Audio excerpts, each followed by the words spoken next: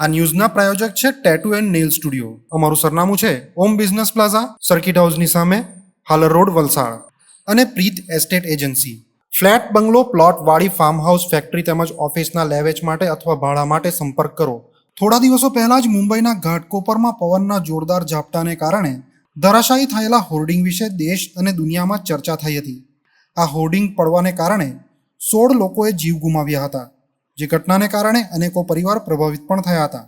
એ ઘટનામાં તમે જોયું હશે તો હોર્ડિંગનો થાંભલો જમીનમાંથી ઉખડી જવાથી આ દુર્ઘટના સર્જાઈ હતી. એવું જ કંઈક સેલવાસ નગરપાલિકા વિસ્તારોમાં પણ જોવા મળી રહ્યું છે.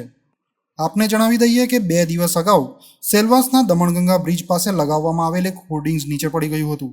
જો કે આ ઘટનામાં કોઈ મોટી બીના બનવા પામી ન હતી, પણ આ ઘટનામાં પણ હોર્ડિંગનો પિલર જે છે એ જમીનમાંથી ઉખડી ગયો હતો.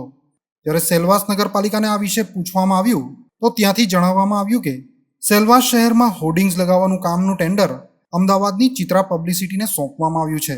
જે બાદ સેલવાસમાં લગાવવામાં આવેલ અન્ય હોર્ડિંગ્સ જોયા તો જોવા મળ્યું કે એ બધા હોર્ડિંગ્સની હાલત પણ બિસ્માર જ છે અને ક્યારે પડી જશે એનો અંદાજો લગાવવો ખૂબ જ મુશ્કેલ છે. સેલવાસની કાવેરી હોટલ પાસે લગાવવામાં આવેલ વિશાળ હોર્ડિંગના નીચે જ લોકો પાણીપુરીની મજા માણતા હોવાનો નજારો જોવા મળ્યો. અને જેમ આપ આ દ્રશ્યો જોઈ રહ્યા છે તેમાં હોર્ડિંગ્સની હાલત પણ નબળી દેખાઈ આવે છે.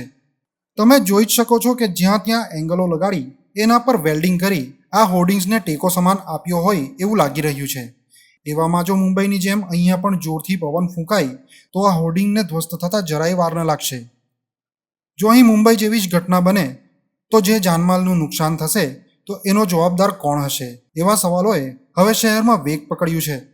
આમ તો સેલવાસ નગરપાલિકા હંમેશા શહેરને બ્યુટિફાઈ કરવામાં અને સુંદર બનાવવામાં વ્યસ્ત રહે છે, તો બીજી તરફ આ પ્રકારના હોર્ડિંગ્સ પણ શહેરની શોભા વધારવામાં કોઈ કસર છોડી રહ્યા નથી. અહીં નોંધવા જેવી બાબત એ છે કે દુકાનોની બહાર લગાવવામાં આવતા બેનરો પણ હવે એક સમાન જેવા કરી નાખવામાં આવ્યા છે. અને જો કોઈએ પોતાનું બેનર લગાવવું હોય તો તેણે પહેલાં નગરપાલિકાની પરવાનગી લેવા પડે છે. જ્યારે નગરપાલિકાએ નિયમ પ્રમાણે જ જો ચાલવું હોય તો પછી નાના અને મોટા વચ્ચે ભેદભાવ શા માટે કરે છે? મોટા બેનરો લગાવનારાઓએ પણ નગરપાલિકાના નિયમ મુજબ જ બેડ હોર્ડિંગ્સ લગાવવા જોઈએ કે નહીં એ સવાલ અહીં ઊભો થાય છે. 14 साल का था तो मेरा